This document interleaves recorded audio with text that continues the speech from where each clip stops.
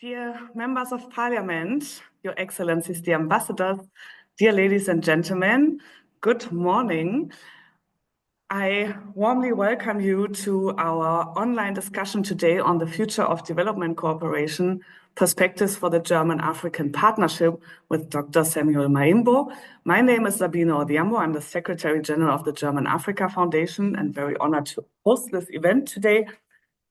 Before we begin, I would like to make a few remarks on how we are going to go about it. We will have a discussion here, but of course, we would also very much like to take in your questions. You have the opportunity to pose questions via the Q&A, and we will take up your questions in the second part of this conversation today. So I believe we are all aware that the future of development cooperation is currently hotly debated since it has come under pressure globally and domestically. So, of course, the question of how to design it, also given more and more limited funding resources, becomes very essential. And I'm very glad that today we are discussing this with Dr. Samuel Maimbo, who is currently running for the presidency of the African Development Bank. He is an internationally recognized expert in development finance with almost 3 decades of experience in Africa and globally. Among others, he has worked at the World Bank for over 23 years, where he was also the director of fundraising at the International Development Association and successfully led the IDA 20 replenishment, among others. So a very warm welcome, Dr. Samuel Maimbo. Thank you very much for joining us today. Thank you very much, and I really appreciate the timing of this conversation. It's, as you rightly said, very soon we'll be in Washington for the IMF World Bank Spring meetings, and this conversation is very timely. Thank you for having me. Thank you. So let's get started right away. You were recently in Germany and you gave an interview in which you emphasized the need for a new model of development cooperation. In your view, what exactly does this model consist of and what is needed for such a model to be sustainable? Thank you very much. Straight to the most important question. I did call for a change of development model, one that moves from aid and debt to one that is private sector led, one that is focused on growth and prosperity. Now, why do we need to make this change? 2 simple reasons. The first one is that the current model we have is not working at the pace and scale Africa needs.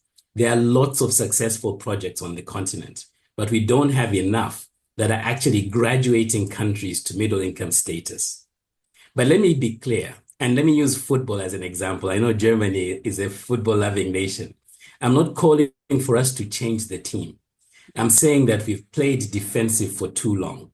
A defensive strategy, saves you from losing people. It helps countries survive, but you have to play an offensive game in order to thrive. And so I welcome the news that BMZ will continue to be an independent agency. I want that team to be focused on a more offensive game that's more private sector led. To answer your specific questions, 4 components. 1, clarity of purpose. We're going into development in order to empower countries to thrive on their own. Secondly, focusing on systems, processes to make sure that we're focused on implementation effectively. Third, it's about partnerships, partnering with all of the players in the front of the game, the private sector, empowering them in order to score the goals we want against poverty. And then finally, when you move into this model, you're moving from a rules-based model to one that is even more dependent on trust, on values, on inclusion, on shared principles. That's what I'm calling for. Thank you very much. You just mentioned exactly. We have the coalition negotiations that concluded on Wednesday, keeping the Ministry of Economic Cooperation and Development, which is an important sign given that, for example, the US is increasingly withdrawing from international development cooperation. At the same time, it was also agreed to an appropriate reduction of the ODA quote, which will set a new course in terms of development policy, What expectations do you have from Germany under these circumstances as Africa's partner in development cooperation and as a partner of the African Development Bank? Which thematic areas do Germany and its African partners need to focus upon? So when I listen to the debate about the reduction of ODA, the first thing that comes to mind is a sense of gratitude for what ODA has done. Over the years, ODA has been instrumental in not only saving lives, but actually promoting growth on the continent. One of the most successful projects I worked with that was funded by Germany was the Making Finance Work for Africa initiative. And I think the results speak for themselves. But I'm also keenly interested in ODA because of its catalytic effect. Every dollar we get, we're able to mobilize additional dollars in the private sector. So whatever I say after this does not detract from the sense of gratitude to what ODA can do. But I also need to also say that I prefer the word graduation and transition from a reduction. Because when we talk about a reduction in ODA, it minimizes the value of the partnership that Africa has had with a lot of our partners, especially Germany. Our relationships are more than just ODA. So it's a relationship that is transitioning in terms of how we finance the work that we will do together and that we must do together. And the other reason that this is important is that as we continue this conversation and as different governments determine the appropriate level of ODA they feel they can afford and they're comfortable with, the one thing that I'm looking for is clarity of responsibilities in this new environment, right? And so if you're reducing ODA, to go back to my simple football example, right? If you are switching to a private sector-led model, then your focus must be to feed the ball to your strikers, to feed the resources, the information, the data, the financing tools that enable your private sector to score goals, right? A reduction that simply takes players off the pitch and puts them on the bench without a replacement is a model that is guaranteed to fail. And so that's the responsibility that I'm looking for when aid agencies talk about a transition, a graduation, an evolution of the aid model. But it also leaves a lot of responsibilities on the African side. We have a lot of work to do, and the three most important things for me: one, to diversify our sources of funding. No region has ever developed purely based on aid. We need to think about more additional complementary financing so that aid, whatever aid we get, is catalytic and not the core of our model. Second thing we must do is double down on domestic resource mobilization. And here I'm not just talking about taxation. I'm actually talking about generating revenue through partnership with the private sector, public-private partnerships, making sure that our state-owned enterprises are not only providing services, but they're being paid for that service. And those resources are being reinvested. And thirdly, our responsibility for this new model is to make sure that our investment environment is suitable for the private sector to come in. And not only foreign private firms, but domestic private firms, which means consistency in policies. The private sector everywhere around the world can be very dynamic.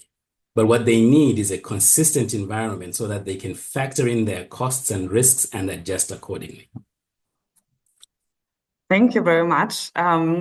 In fact, definitely also in the coalition agreement, it was clear that the connection of the private sector to development cooperation will play a greater role also in the next government. We already have a question from the audience, and since I also wanted to know a little bit more about the connection between the private sector and development cooperation, I'm going to include this one. Noven is saying, I fully agree to private sector-led development. What changes do you foresee within the African Development Bank to promote private sector-led growth? And let me maybe also ask you, what structural and political hurdles do you see that still stand in the way of closer economic cooperation between African countries and Germany, and how could these be overcome? That's a low. There are sort of three parts to that question: the role of the African Development Bank, the environment for genuine private sector development, and then the relationship with Germany. Let me start with the role of the African Development Bank and how to make sure we're getting private sector going. we must change the mindset at the African Development Bank to one that is focused on syndicating private sector transactions and deals. If you are going to do that effectively, you've got to make it super easy for the private sector to engage with you, which means having a dedicated team or a vice presidency that can provide end-to-end relationship with the private sector. That team must be easy to identify. It must have processes and systems within the African Development Bank that are not structured the same way we would be dealing with a sovereign. People are not going to wait 18 months for a decision. So my number one priority is to structure the team in a way that it is comprehensive, it is cohesive, it is using systems and processes that are efficient and mimic what the private sector will expect. This doesn't mean a new institution similar to the IFC, but it does mean looking internally first and foremost. In any change, you must start with what you have on the ground. Secondly, it's about having dedicated teams that provide services to the private sector that are easy to understand. It's about data. What's the size of our markets? Who are the financial partners willing to deal with this sector? Currently, too many firms are going country by country by country looking for markets. And in that regard, I think the one thing that the African Development Bank can do significantly for promoting private sector is to support the immediate implementation of the Africa Free Trade Agreement. We have 55 markets in Africa. Each country matters, but no market on its own is enough for a long-term relationship with the type of firms that you find globally. The South Africa, Nigeria, Kenya might be exceptions, but the rest of the continent, we really need to make sure that when a firm invests in Tanzania, they have the entire African market to work in. When they do the same in Namibia, that's the case. So that's the role of the African Development Bank. We are there to be facilitators and syndicators in chief. When it comes to raising private sector financing from a government perspective, as someone who's been involved in raising large sums of money, the real secret of raising significant amount of money is that you don't start talking about money. There are other things that are absolutely essential. Number one, what are the outcomes and results that you want to achieve? Can you give people a sense of transparency and accountability? If I give you $10 million, whether it's a grant, guarantee, or a loan, will I be able to trace where it is? And can I hold you accountable if things go wrong? Thirdly, it's about partnerships. Who are my partners on the continent? Who am I going to work with at the ADB on the continent? And importantly, let's not forget that whatever we do is going to end up in a community, one community or another.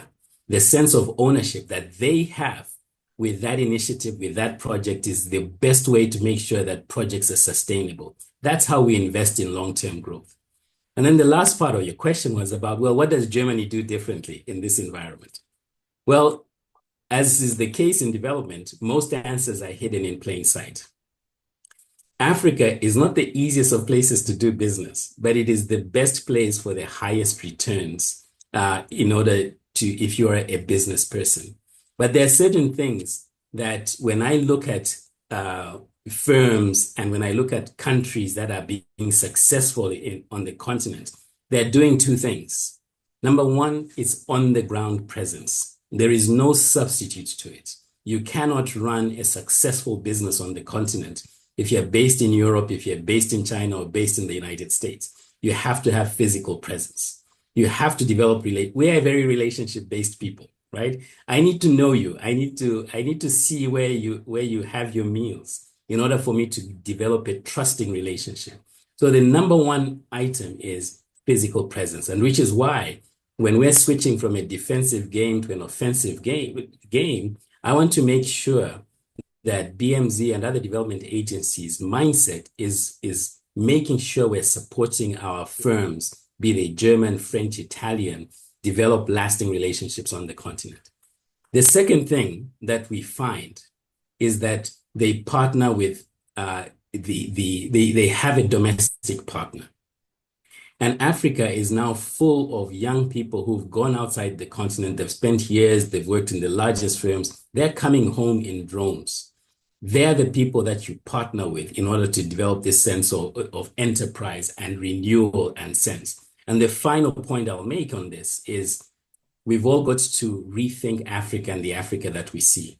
Whenever you mention Africa in a development context, it's far too easy to start thinking about the lack of electricity, lack of water. Very few of us think of the fact that today there are 345 companies in Africa whose annual revenue is $1 billion. And of those companies, 250 of them were established in Africa. They grew up in Africa. They're growing up in Africa, right? And so that's the mindset we need to shift in, that these are not a helpless people. These are people who are looking for an opportunity to grow the economy, to build meaningful relationship. And that partnership is what I'm looking for. Thank you so much. I think there were already very many helpful suggestions for us how to go forward with our Africa policy. You mentioned the importance of the implementation of the African Continental Free Trade Area. That was also mentioned in the coalition agreement. How can Germany help or support the implementation? What would you expect there from us? From Germany and from all of us. I've been in the bank for 23 plus years. I am just as guilty as everybody else in terms of trying different things to get things moving. And we all need to be willing to accept and identify things that are not working as effectively as we would like. I give the example of our border posts, where in some countries it's taking 5-10 days to clear a border. The traditional approach to development in those cases is to hold seminars for customs officers, to provide technical assistance to update the manual and the rules, to get teams of lawyers to negotiate agreements that have been signed. If we continue to take that approach, we will take 10 years to implement the Africa Free Trade Agreement. We have to try things differently. First of all, is to begin to understand why it takes 10 days. Oftentimes, inefficiency is privatized. There's a good reason why it benefits people for it to take. So we need to take the time to understand the local economics and change the structural economics so that everybody feels it's beneficial to increase the traffic going through the area. The second thing we need to do is to make better use of data, and that's real-time data. And this is an area I am keen to work with the Africa Free Trade Continental Agreement Secretariat because they're doing a marvelous job of collecting as much data. But if you're a businessman and you want to make a decision as to where to invest, you're not going to wait 3 months for a study to be done about a market. You need to be able to access a website that tells you there's currently $5 million of traffic in coffee between Kenya and Rwanda. There is 2 million of traffic of flowers between Tanzania and Lesotho, for example, right? When you see those data, when you see that data in real time, you can make good decisions relatively quickly. And so when it comes to making trade work, it's also more than just the borders. It's actually the way we negotiate our agreements and a lot of responsibilities on the African side. So Germany has a number of bilateral agreements, country by country on the continent. It's a long list. It's not unique. There are other countries. I think as Africans, we need to do a better job of aggregating those agreements so that when we are going to negotiate a new trade agreement for spare parts for motor vehicles, we're doing that as SADC, as the ECA, as ECOWAS, regional blocks. That's how we build markets, you build the enterprise. So in short, I think there's a lot of good work being done. We need to go back to basics, change the model, and get us to move faster. If the world is increasing tariffs overnight, surely we can reduce them just as fast. Thank you so much. I can already see that questions are triggering in, which is great. I encourage the audience to send their questions. Please do try and send them via the Q&A. That is better than via the chat. And I want to take some of them already up. So there's one question here. saying a new Africa strategy in relation to trade was agreed in the coalition agreement. We have seen many Africa strategies come and go in recent years. What are your expectations of such a strategy, also with regard to the involvement of African partners?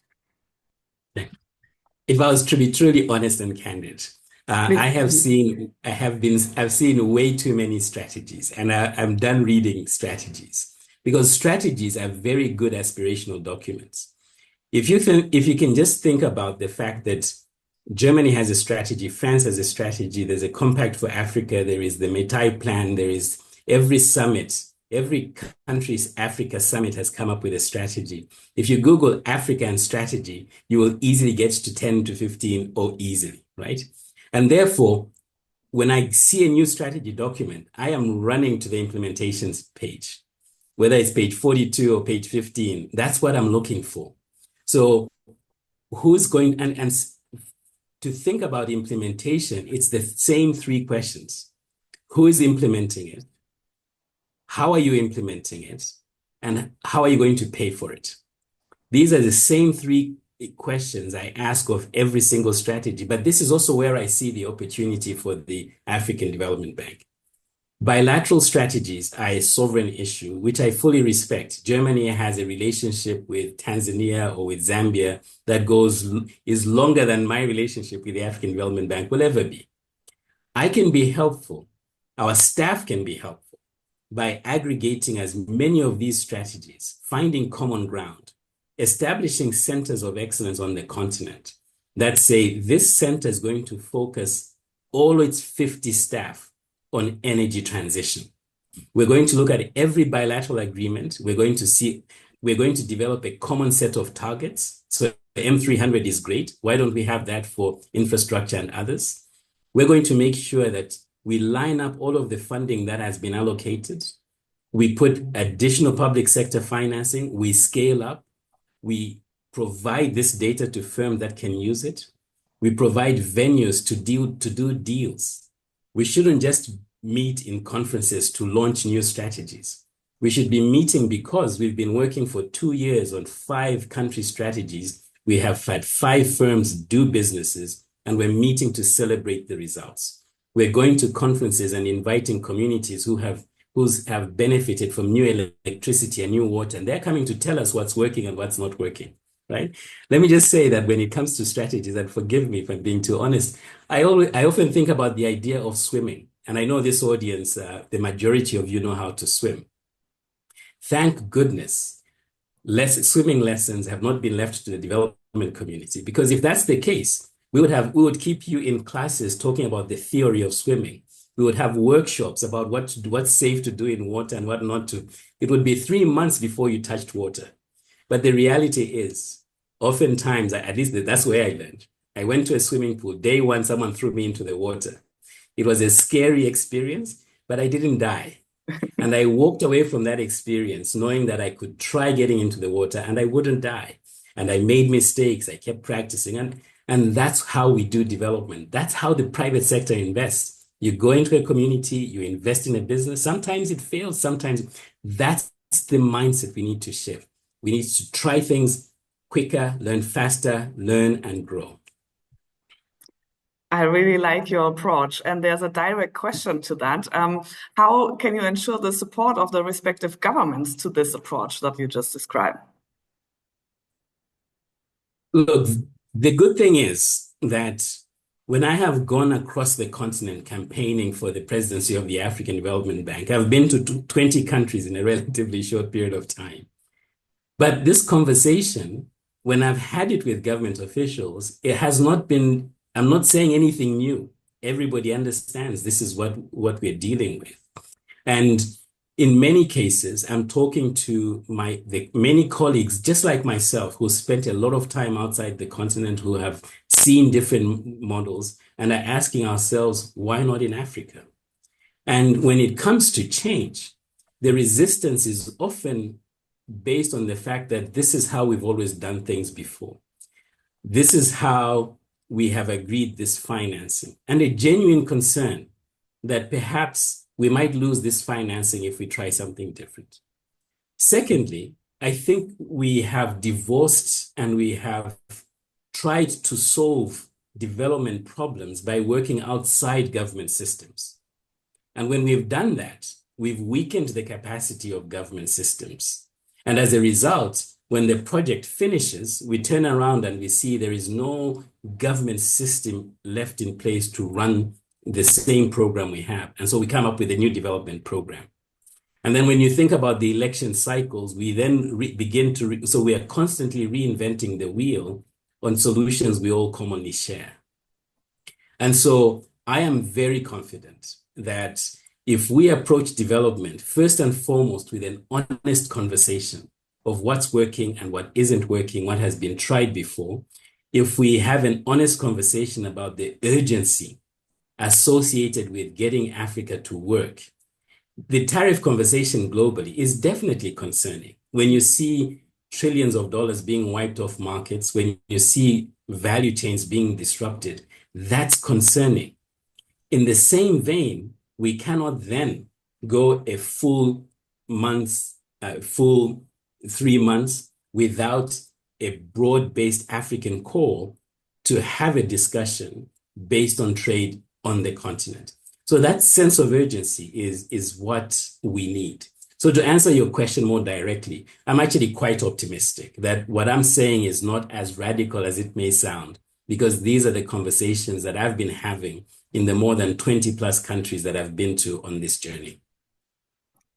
Thank you so much.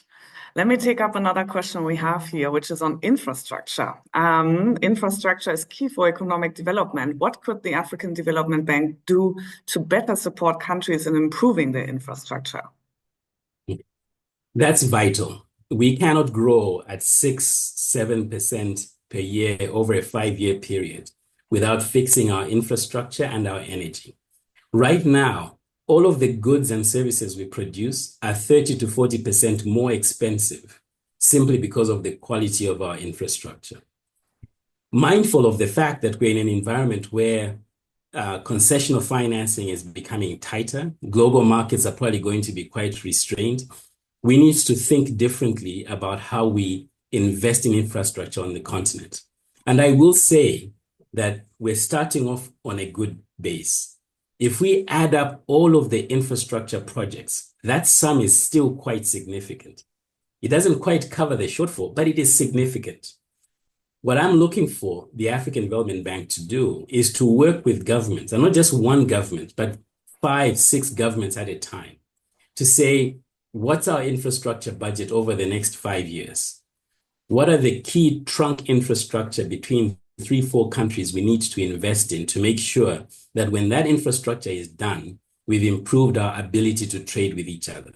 We've improved our ability to invest in a trade corridor that's more than just the trunk infrastructure going through. If we were to pick 5 ports on the continent, the port of Lome, Beira or Mombasa, I was in Djibouti just yesterday, and we said, we're going to focus on 5 roads that will touch 3, 4 countries. And alongside these roads, we're going to make sure that we work with each government to build the corridor. And most importantly, we make these agreements public. We actively share it with the domestic private firms and public and international firms so that we begin to have this catalytic effect. So it's aggregating infrastructure. It's working across countries. Importantly, you match the reforms on infrastructure with energy because those two go hand in hand. There are a lot of countries investing in energy, both renewable energy and traditional forms of energy, but we don't have one Africa energy pool. We have to work faster at making sure that the Southern Africa energy pool is connected to the East African one, which is connected to the North African one. Because if that pool works as one, you will then see the level of energy increase, the infrastructure become much more directly linked to infrastructure and private sector development. That's how we get the continents to grow. The resources of the African Development Bank will be limited. There's no way that balance sheet in its present state fixes Africa's infrastructure. But from day one, I will be looking very hard at making sure that the MDB community works as one system. I will be entirely selfish in making sure that IDA's success in the last replenishment sees as much of those IDA resources invested in Africa. I will be going to the Development Finance Corporation in the US and making sure that we support them in getting American firms invested in Africa. I'll be going to the Asian Development Bank and making sure that if they have resources they want to diversify their risk, we're providing them guarantee platforms and co-financing options that makes it easier for them to invest in the continent. And in all of this, I'm not forgetting the African financial institutions, Afri-Exim Bank, TDB, TDI, all of them. We must work as one to make sure that we are getting as much resources as we can on the continent. Thank you. We have quite a number of questions around debt, so I'm going to combine them. We have one question saying private sector partnerships are one important thing, but what about Germany's role to support African countries in their debt reduction? Reducing the debt burden will also allow African countries to generate more internal funding. And another one we have, how do you see the future of the financial institutions like the IMF? Should they change their policies and politics? Many countries have huge debt load. How to overcome this and how to finance long-term investments like the infrastructure investments you just mentioned. And let me add the third one in this regard. What means the reform of the World Bank based on German ideas to you? I'm glad we are talking about debt because we cannot develop if we are shackled by debt. And there are far too many countries today that are at risk of debt distress. The common framework, when it was designed, had good intentions. But let's all be candid and say the common framework has not been as common as it should have been. It's taken Zambia 4 years to resolve 2 parts of a 4-part problem. The international creditors, the sovereign creditors, that's been resolved, but it's taken us 4 years to get to where we are. We still have the unfinished business of domestic debt and debt to African financial institutions on the continent. So we need to work faster to resolve that. And that's the only way we make sure that we're growing. But let me also be clear that Africa doesn't have a debt problem. It has a debt repayment problem. The amount of money it's paying back is unsustainable. But when you look at the aggregate levels of debt, there are countries and continents outside the region who have similar debt to GDP ratios. Now, to fix it, there are 3 parts that I focus on, and I've just mentioned the first part. The first part is being clear about solvency problems and liquidity problems. A lot of our continents are mineral rich, they're asset rich, they're liquidity poor. And I think we need to do a better accounting of how we manage and account for our natural resources. The idea that Zambia is in default when it's at the same time building the 2nd largest copper mine in the world is strange for me, right? So that's the first part. And it's not just a nice thing to have, it's the reality that we cannot afford to treat all debt-related problems as solvency problems because there are no resources in the world today that can give us a HIPIC-type resolution to what we had a couple of decades ago. Once we've isolated the solvency problems, the second part of dealing with debt is on the revenue side of things. There is no better way to get out of debt than increasing your revenue. And not only increasing your revenue, but doing so with sustainable revenue sources. And this is where my first point about not just it being taxation, but it's actually getting industries to get off the public books when it comes to payment. So the state-owned enterprises, we shouldn't be subsidizing those. They should be providing services and be collecting revenue. And sometimes it's not even a political issue. It's just that the state-owned enterprises don't have the basic technology to collect fees upfront from consumers willing to pay. So that's the second part. Can we do much more in generating revenue?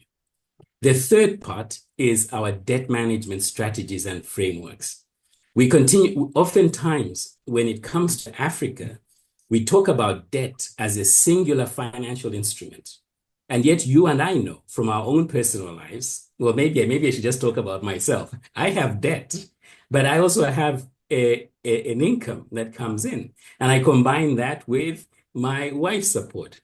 And so we need to look at sovereigns the same way we look at our personal finances, the way companies have personal finances, who they have cash reserves, they have debt on their books, they have equity, they have all sorts of paper, right? So debt is only one instrument, and we need to do a better job of managing resources and not labeling African countries as, well, Zambia is in debt and therefore I cannot do business there.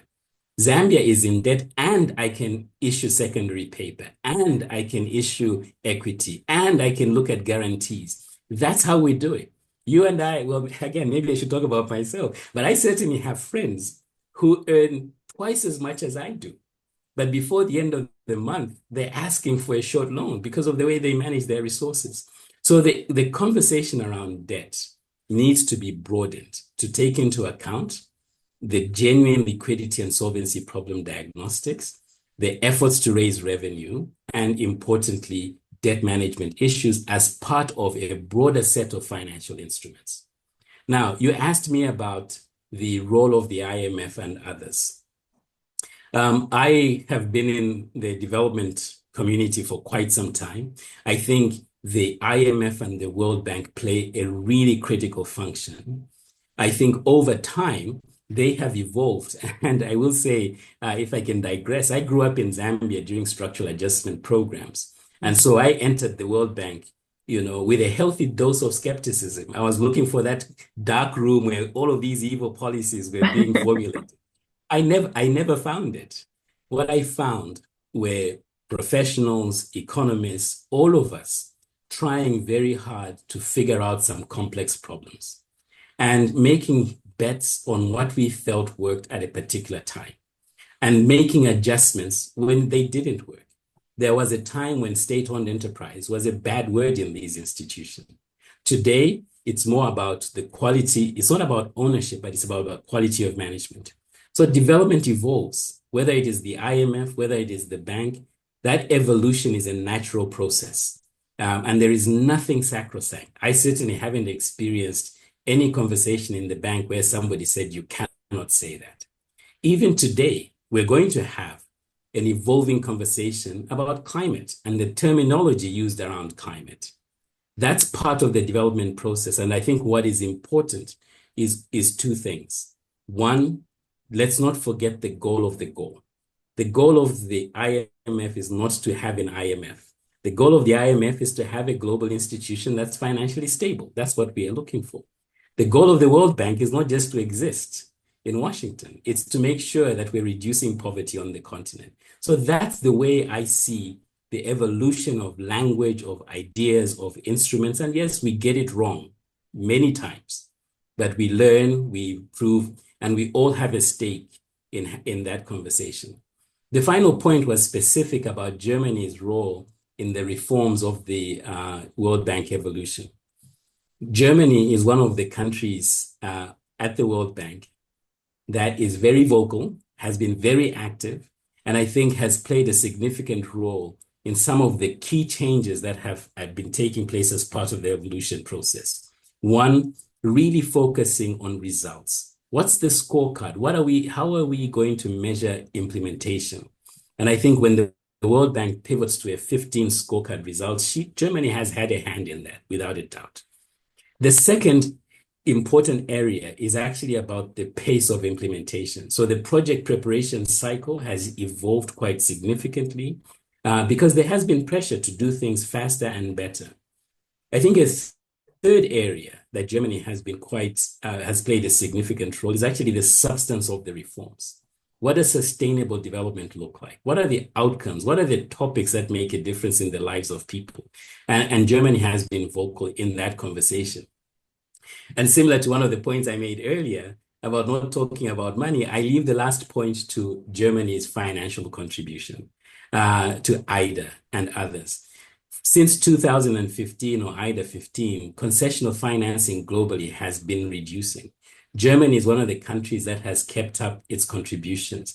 And those contributions whenever there's been a reduction elsewhere, the leverage ratio at a single sovereign level increases significantly. And so I hope for the sake of development as a whole, as we pivot to a new model, as we keep the same team, strengthen our relationships, we keep thinking about the fact that we're simply going to do business differently. We may do less funding in a grant envelope, but I'd like to see that funding go to helping a German firm with concessional financing to get itself established in Germany, in Africa, because they found a partner on the continent who needs that concessional financing to kickstart the business. So that's the transition that I hope we will see. And so specifically to Germany, my answer really refers to three things that Germany has been good at. One, the outcomes. What are we looking for in terms of development impact on the continent, in energy, in climate, in human capital development? Two, the efficiency and effectiveness of the internal system of the MDBs. You're doing a good job at the World Bank. I hope you support me at the African Development Bank when that time comes. And then thirdly, of course, it's about money, and money is important. But how can we do it much more efficiently and effectively? Thank you so much. The topic of debt seems to also interest the audience more. There are more questions on this, so I'm going to do one more round on this topic before we move on. One comment is concerning external debt. You are right that there's a problem with debt service in many African countries. A large part of the actual debt problem is attributed to currency devaluation. Taking loans in hard currencies is difficult for countries with weak currencies. Against that, how do you see the role of the AFDB to provide local currency loans instead of loans in hard currency? Then there's a question, do you expect the topic of financial architecture and African debt will be properly addressed and taken forward at the G20 summit in South Africa? And lastly, we have the question, do you see the debt crisis that affect many African countries as only an economic problem or a problem of democracies as well? What role could and should Germany play by tackling this problem? The second one was G20 democracy. The first part was on the first question. First question was on taking loans in hard currencies is difficult for countries. Of course. And the role of the AFDB. Okay, got it. So, yeah. Okay. The question speaks to the fact that debt is a very complex issue, and foreign currency has played a significant role in that. Often, and if you don't do it right, and the questioner is absolutely right, some of the debt repayment we're paying is because of the foreign currency exchange rather than the actual investment that was made with the original loan. So this is a huge issue. I have been supporting local currency projects on the continent from the World Bank for quite some time. Some of them are successful, others are much more challenging. And oftentimes it comes down to policy consistency. So what I can say is that when it comes to resolving debt, it's also a macroeconomic issue. And this is one that you cannot solve one country at a time. It has to be continent-wide. And this is why when you think about the European Union and all of the rules that have been placed on countries, it's trying to fix that macro sustainability at the continent-wide level. Because unfortunately for Africa in the present state, until we get the story right, you might be doing everything macro right in Nairobi, but it takes one event on the other side of the continent to take your macro system out of whack because of concerns that come in. So it's got to be a continent-wide. So I think in the role of the African Development Bank is really one at the continent-wide level, supporting governments work with each other. All of the economic blocks should be moving towards a macro model that maintains stability as a whole. The second element of it is on local currency financing. Now that's critical. That's the only way we support our domestic financial resources. Oftentimes we find the capital, but it's dollar denominated. That's not workable. We need to increase and have larger pools of local currency financing on the continent for us to make a difference. There are many successful projects, but going back to my first point, what we're looking for is to do it at a sufficiently large enough scale that we're making a difference. And ultimately, this journey needs to go to a direction where we have enough firms on the continent generating enough local currency that it's easier to borrow in local currency because the envelope of local currency financing has increased. The second question about the global financial architecture and whether we'll be successful at the G20, I certainly hope so, because we continue to pay a risk premium that is disproportionate to the risk on the continent. A few years ago, I was comparing risk premiums in Africa and Latin America. And I found that in Africa, it was very high. But the portion of that risk, if for that particular insurance firm I was working with, was all Libya risk, right? So there is a disproportionately higher risk premium being aggregated across the whole continent for risk events in specific markets. That time it was Libya, tomorrow it will be Sudan, but we are all carrying the burden of the Africa risk in everything that we're doing. So that work is important. There's been a lot of discussion about an Africa risk rating agency. I think it's a valuable conversation to have. But let's not forget that we still have a lot of work to do to make sure that the data that goes into any rating agency, whether it's African or non-African, is good quality data. And this is why we need to work with governments. We need to take advantage of technology and data to show in real time that our countries are not insolvent. They have liquidity issues. And that's how you improve the quality of ratings on the continent. As director for IDA, I'll join my colleagues in day-long conversations with rating agencies where we would go line by line on the balance sheet and understanding what it was that gave the World Bank its AAA rating, how we could protect it. Was it our cash reserves? Was it our investments? Was it our management, right? We need to have similar honest conversation. And this is what I'm looking forward to doing as part of the work of the African Development Bank, where we can meet with 3, 4 heads of state and tell them, and not tell them, work with them, hear from them what they're struggling with, and be their servant in a way, we need to be the force that helps them improve their individual ratings and collective rating agencies, right? And so I am hoping that the G20 under South Africa's leadership is strong, it's robust, it's clear about what our challenges are. I've looked at the work program. This is definitely on the agenda. So I'm pleased to see it there. And I'm optimistic that South Africa, and the fact that we have an African country leading the G20 will I hope, make it easier to advocate for Africa in ways we may not have done so in the past. The final point is about democracy and development. And this is the question that gets me into trouble.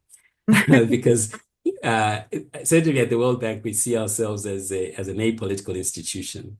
But the reality is development is political. It's a political process, right? Because ultimately, democracy has to be about people. It has to be about the choices they make. It has to be about the leaderships they have in the different countries. I am pleased that on average, in fact, more than on average, we have a generation of leaders on the continent who know what there needs to be done for our people, who, of course, are facing challenges, but are making, on average, the right decisions. And what they're looking for is support to accelerate the pace of development. Because the truth is, when development is denied, when development is delayed, despite everything you're doing, you do face political risks, right? So if you are going through a debt restructuring program that is 4 years and you're doing everything right, you're removing subsidies, you are not increasing wages, you are holding steady when your people are struggling. There's inflation in the country. There are long periods of power outages, and there's an election around the corner. Let's not bury our heads in the sand and assume that we have angels in government who will stick with this difficult path, because they will make the right Machiavellian calculation. I need to stay in power for 4 more years to keep doing the right thing. And unfortunately, we've seen this movie too often, where concessions are made just before election that puts everything off the path. I share this with you because we all know this. And so let us not pretend that development is not a political process, which is why yesterday I was at the AU meeting with the new AU chair, congratulating him on his appointment and saying to him and sharing with him a view he shared, which is the African Union and the African Development Bank are two sides of the same coin. Peace and development go hand in hand. We must invest for peace, especially in our fragile regions or regions that are exposed to fragility. That's a political conversation. I will lean on him as my older brother to have those conversations. And I hope that when he's successful and the urgency of economic development in these regions comes up in conversation, he can lean on us at the African Development Bank, because this is a journey that, we're joined at the hip. But the issue is not to turn the African Development Bank into a political institution, but one that is politically aware, one that focuses in its core mandate, which is economic development, that one that does so responsibly, investing for peace, making sure that no one is being left behind, especially in our fragile regions, especially for our young people who are getting anxious, who may not be as patient as my generation was, where you went to school and you put your head down and you waited and you were patient. And certainly not to ignore the many women on the continent who continue to bear the brunt of our underdevelopment, whether it is the quality, whether it is access to board seats, because these are large firms that they're running, whether it's access to finance, where the willingness is there, but the documentation still presumes a man is running the business. We need to tackle all of those things. Some are economic issues, others are political issues, but the process, the democratic process of development is one that requires us to have our eyes wide open, to identify what political conversations are, to make sure the right people are in the room, and to excuse us from that room when the time comes, if we have to. But that is one that is certainly one that I will pay close attention to, should I be honored with the privilege of leading the African Development Bank. Thank you so much for that. We still have so many more questions. I already know we're not going to answer all of them right now, but there are a couple on the topic of climate. So I'm going to combine them as well. Africa contributes minimally to global emissions, but faces significant climate risks. What role could the AFDB play in enhancing the continent's climate resilience? And combined with the question, what do you see should the German government, how should the German government put this topic into development cooperation now with limited funding? Sure. So when it comes to the subject of climate, I tell people that I grew up on a farm. My first sense of just counting was, standing beside my grandfather, I was just counting animals. That's how I learned to count. Going to the field with him and listening to him say, it's going to rain on Friday, and therefore we need to start plowing without a cloud anywhere in the sky. The traditional sense of understanding of weather patterns, as consistent as they were, was something that I took humongous pride in. I'd wake up every morning to ask him whether it was going to rain. And then to see that change in my lifetime where he couldn't tell until he passed away. He honestly couldn't tell. We saw rain patterns shift over months and sometimes even years. So for me, climate is a personal issue. I still have family. My own parents still live on a farm. Rain-fed agriculture, which is so susceptible to climate, that for me, that is not a topic that is negotiable when it comes to an African experience and perspective. That said, I am fully aware of the global debates and the fact that this is an expensive conversation for many markets and people are struggling. And therefore, I think the African Development Bank, working with all partners, will have to be quite judicious in its choices, in its bets, in its investment. One I feel strongly about is resilience and the fact that being able to provide private and public-led insurance programs that allow communities to bounce back better is a priority for me. The reason you and I are still able to drive is because we have motor insurance. We know that if we have an accident tomorrow, we can walk into a showroom and get a brand new car if it's totaled or get it fixed. We need to take advantage of technology to invest in disaster risk financing. And this is an area where Germany has led. the global risk pools that we see around the world that are working. Germany's ideas and financing have been central to that. We need to do that aggressively in Africa because we know for a fact that our coastal areas are being ravaged. We now have countries that have floods and have droughts in the same year. So that's number one. Number two is a private sector lens that says in an environment of limited financial resources, the way we build our housing, the way we build our roads, our infrastructure, the way we plan our urban cities, we have one shot at doing it. We don't have money to sort of keep coming back every 5 years. There are roads that we are building, there are urban centers we're building where we won't be able to come back to this one center in the next 20 years. So the fact that we have to build smarter is absolutely essential. The third area is about the health and well-being of our people. We need to feed ourselves better.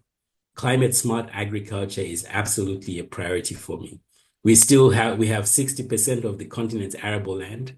We are only producing 15% of what we consume. Our productivity levels are abysmally low. And the result of that is that we are exporting $50 billion, importing food from outside the continent.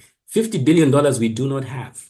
$50 billion that needs to be turned around on the ship on the Atlantic or the Pacific or the Indian Ocean back to another African country so that we can begin to invest in each other's capital. That's how we grow. So the climate discussion, I'm not smart enough to get into the mitigation and all of that fancy language that we often use. For me, this is a day-to-day living issue about the bread and butter of our continent, feeding ourselves with agricultural tools that does not expose the Sahel to increased violence because people are hungry, that makes sure that we're generating enough food so we have healthy kids at schools. It is about how we build our communities. We are the most urbanized continent because people are rushing to urban centers to find jobs. We need to do a better job of that. And ultimately, we need to make sure that our countries are resilient.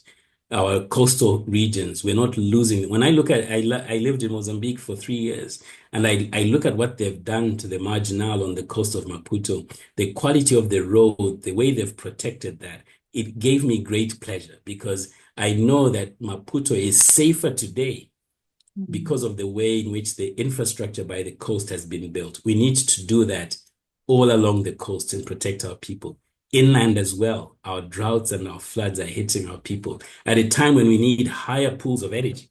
So we've got work to do. And so as this conversation on climate for me is a positive one. It's one that is part and parcel of making Africa a more resilient continent, physically, structurally, and personally as human beings on the continent. Thank you so much. We're almost coming to an end. So I have one last question for you and would like to ask you to combine it also with your closing statement. How is the growing role of new players changing the existing development architecture on the continent? Which of these actors are currently the most influential in shaping new financing models, partnerships, and strategic priorities? And is there anything Germany can learn from this for its relations with the African continent? And also, what are your views on the potential of trilateral cooperation models? Okay, great. Look, the fantastic question and one that I think is a great question to end this conversation on because it speaks to who Africa is partnering with, who Africa is going to partner with going into the future, a future that I'm convinced is bright.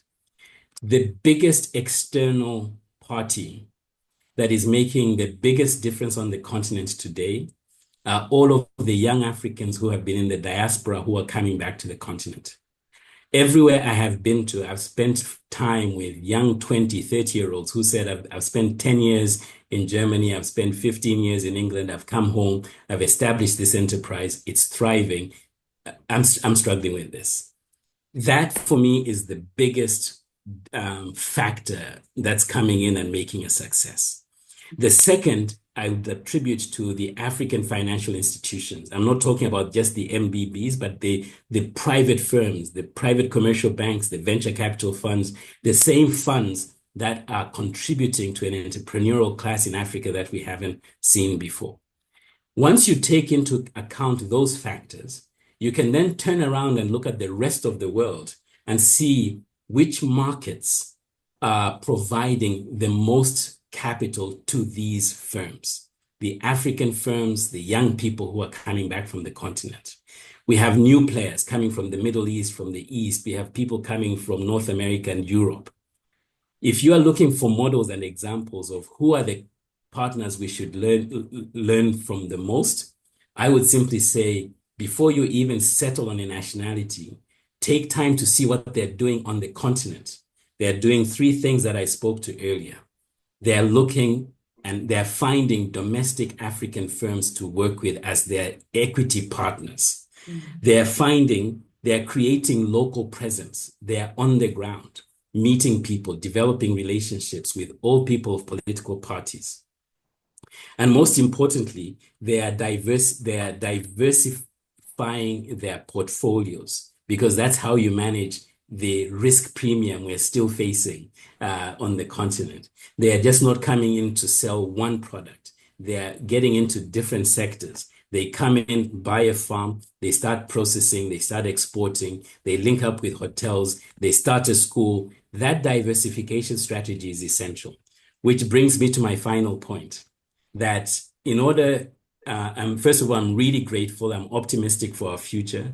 There are three things that I'm going to be focused on as president of the African Development Bank. One is a renewed sense of purpose, scaling up our ambitions for our continents. It's not enough we have successful projects. We need to have successful countries. Number two, taking on the responsibility of efficiency, effectiveness, accountability, and transparency. We owe it to the German taxpayer, but even more importantly, we owe it to the Zambian taxpayer, the Tanzanian taxpayer, the Kenyan taxpayer, who has been burdened by debt using the previous model.